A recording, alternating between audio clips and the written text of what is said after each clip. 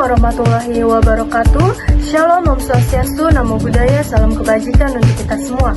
Yang terhormat kepada Bapak Dr. Arif Suwandi STMT selaku dosen pengampu pada mata kuliah Pemeliharaan dan Rekayasa Keandalan.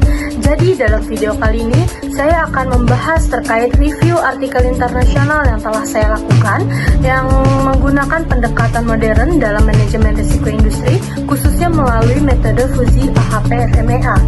Dan slide ini adalah judul artikel yang saya kutip atau artikel yang saya gunakan dalam tugas review artikel internasional ini, yaitu judulnya Optimizing Risk Management in Wood-Based Manufacturing dengan pendekatan fusi AHP FMEA, yang dimana ini tuh membahas optimasi manajemen risiko dalam industri manufaktur berbasis kayu menggunakan pendekatan fusi AHP FMEA. Dan sebelum ke pembahasan yang lebih lanjut, izinkan saya untuk memperkenalkan diri saya terlebih dahulu.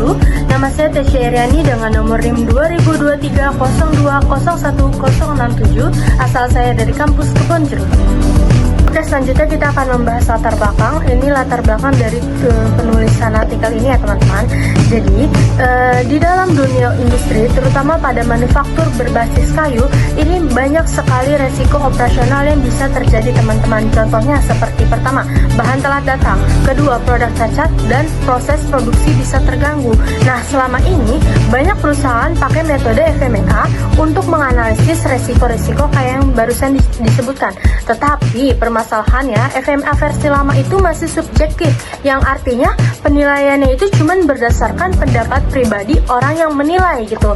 Nah, artikel ini yang direview ini coba untuk ngasih solusi dengan menggabungkan metode fusi logik dan AHP ke dalam FMEA supaya penilaiannya jadi lebih akurat dan objektif, tidak subjektif lagi.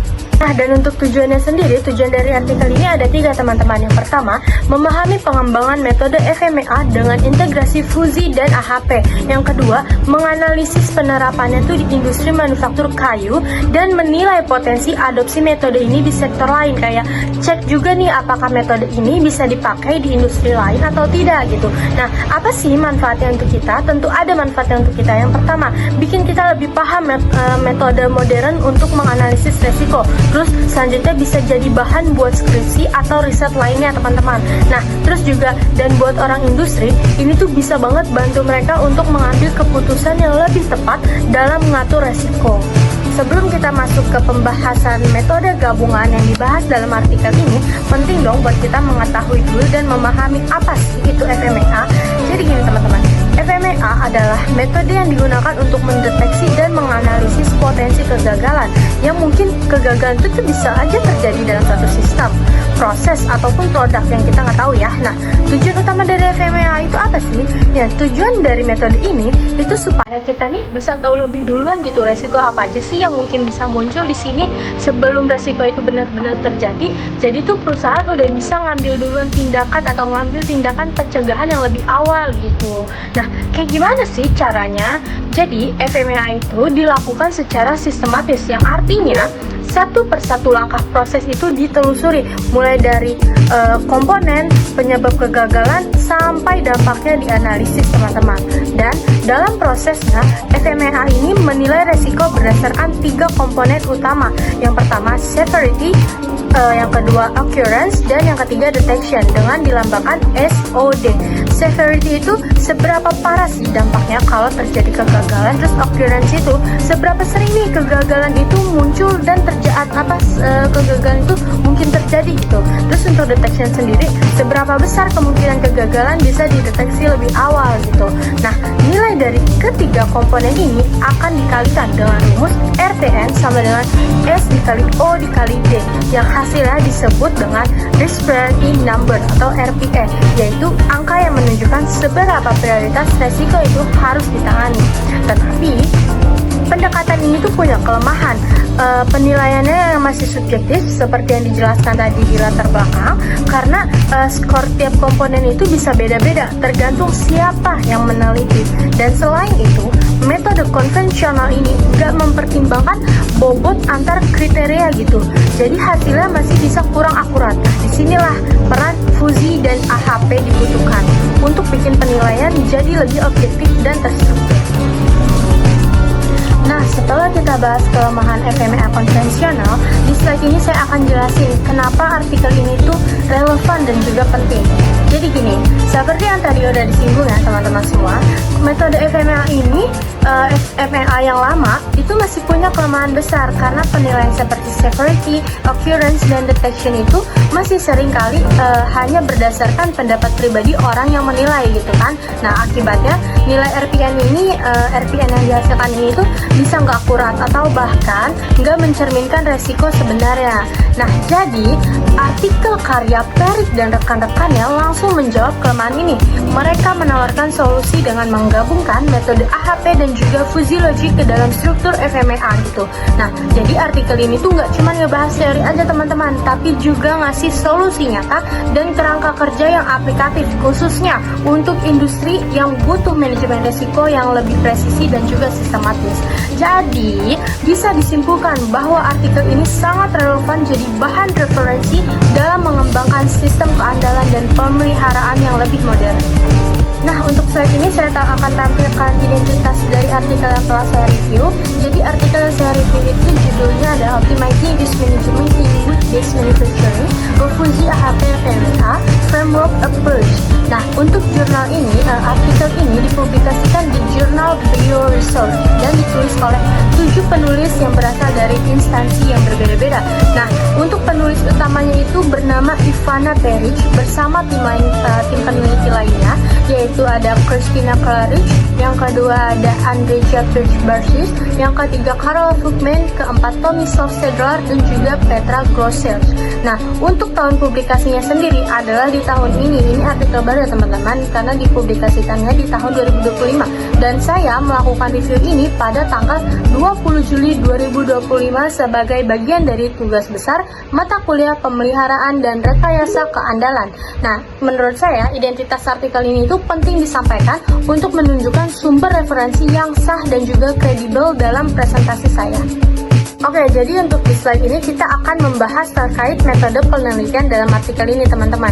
Nah, slide ini tuh menunjukkan langkah-langkah metode fuzzy AHP FMEA yang dipakai di artikel ini. Karena artikel ini tuh menyajikan langkah-langkah yang sangat sistematis.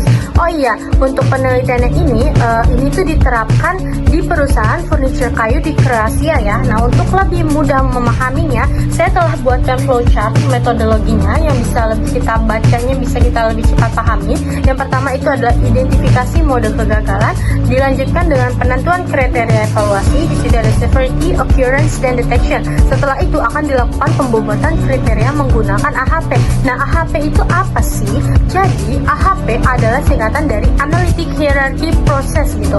Nah, metode pengambilan keputusan ini tuh digunakan untuk membandingkan dan memberi bobot antar kriteria secara sistematis teman-teman. Nah, setelah dilakukan pembobotan akan dilakukan penilaian resiko dengan fuzzy logic. Setelah itu perhitungan fuzzy RPN-nya, dan abis itu adalah pemeringkatan resiko dan juga pengambilan keputusan untuk tahap terakhir. Nah, jadi ini ada tabel skala linguistik dan diubah ke konversi bilangan fuzzy teman-teman. Nah, jadi di tabel ini tuh kita bisa ngeliat nih bagaimana sih penilaian kualitatif seperti low, high, atau almost certain itu diubah ke dalam bilangan fuzzy gitu. Misalnya, kalau deteksi kegagalannya high, maka nilai yang dikonversi jadi bilangan fuzzy 2, 3, 4 gitu. Konversi ini tuh penting karena dalam logika fuzzy itu penilaian pakai angka aja tuh dianggap kurang mencerminkan kenyataan. Makanya digunakan range nilai seperti ini untuk menangani ketidakpastian gitu. Jadi intinya skala linguistik ini bikin proses penilaian lebih fleksibel dan juga realistis, nggak kaku kayak angka-angka tunggal biasa gitu. Oke, selanjutnya ada gambar alur kerja mode fuzzy AHP FMEA. Bisa kita lihat di sini ada 4 step teman-teman, mulai dari step 1 sampai step 4. Yang pertama itu kita mulai dari mendefinisikan proses dan potensi kegagalan di tiap langkahnya. Nah, nanti dari setiap potensi kegagalannya itu akan dievaluasi berdasarkan 3 aspek, yaitu severity, occurrence, dan detection. Lalu setelah itu nantinya akan dikonversi ke apa konversinya? Akan dikonversi ke bentuk fuzzy. Nah, setelah itu penilaian penting setiap kriterianya itu akan dilakukan menggunakan fuzzy AHP. Kenapa pakai fuzzy AHP? Biar kita bisa menentukan bobot antar kriterianya. Nah, setelah itu maka ditentukanlah prioritas dari setiap PFM berdasarkan perhitungan weighted arithmetic mean gitu, atau rata-rata tertimbangnya. Nah, jadi dengan alur ini, dengan gambar alur ini, kita tuh bisa tahu atau penilaian resiko itu bisa jadi lebih terstruktur, akurat, dan juga minim blastnya gitu, karena kita memadukan bobot objektif dari AHP dan juga ketidakpastian data dari fuzzy logiknya. Nah, kita udah tiba di slide hasil dan kesimpulan artikel ya teman-teman. Nah, jadi kita bahas dulu hasilnya. Nah, dari hasil penelitian, resiko tertinggi itu ditemukan pada kesalahan pengeboran dan juga ketidaksesuaian dimensi produk gitu. Nah, metode fuzzy AHP FMEA ini mampu memberikan peringkat resiko yang lebih konsisten dan juga representatif dibandingkan dengan FMEA tradisional gitu. Karena selain itu, pendekatan ini juga bisa membantu memperjelas pengambilan keputusan dalam memanajemen resiko operasional seperti itu. Nah, kesimpulannya, penulis itu menyimpulkan bahwa dengan menggabungkan fuzzy logic dan juga AHP ke dalam FMEA, analisis resiko itu bisa jadi lebih efektif dan akurat karena model ini itu bisa menangani ketidakpastian penilaian dan cocok untuk diterapkan juga di sektor lain yang mungkin punya resiko yang mirip seperti itu. Karena itulah artikel ini itu merekomendasikan fuzzy AHP FMEA sebagai alat bantu yang potensial dalam pengambilan keputusan gitu, khususnya di bidang keandalan dan juga keselamatan proses produksi. Oke, setelah membahas hasil dan kesimpulan dari artikel ini, sekarang saya masuk ke bagian analisis kritis. Di sini saya akan membahas secara objektif kelebihan dan kekurangan pendekatan fuzzy AHP FMEA, sekaligus membandingkannya dengan metode FMEA tradisional dan melihat potensial penerapannya itu di industri lain ya. Nah, analisis ini tuh penting supaya kita itu nggak cuma menerima isi artikelnya aja, tapi juga paham bagaimana sih kekuatan dan keterbatasan metode ini tuh diterapkan di dunia nyata. Oke, kita masuk ke poin pertamanya dulu, keunggulan dan kelemahan. Kita bahas keunggulannya dulu ya teman-teman.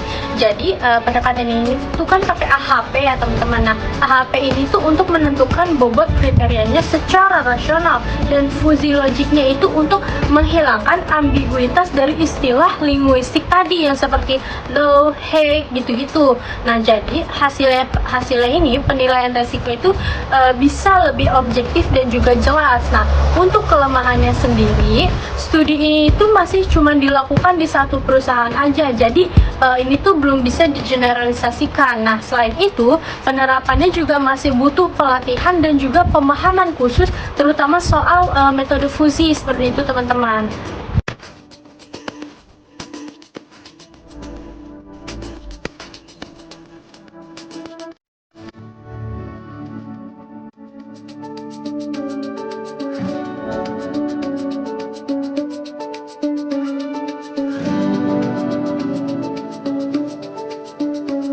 Apa sih relevansinya terhadap sektor industri gitu kan?